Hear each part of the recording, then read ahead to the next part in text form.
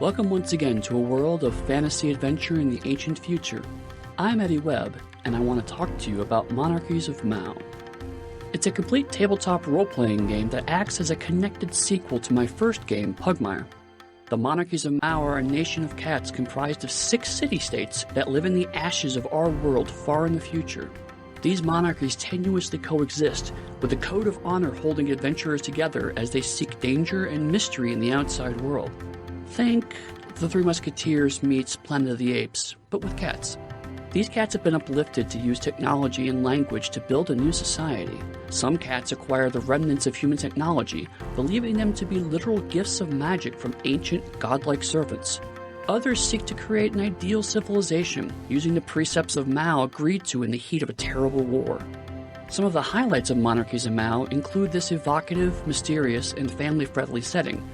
It also has a traditional fantasy rules system redesigned for streamlined play, with an emphasis on cooperation and action over competition and violence.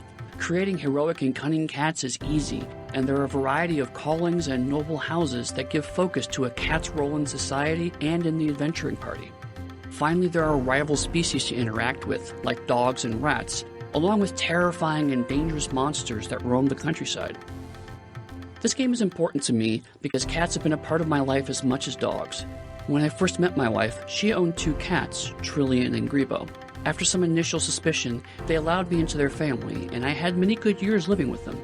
Even though they both passed on, I still love them, and Monarchies of Mau is a chance for me to spend time with all the feline friends I've had in my life.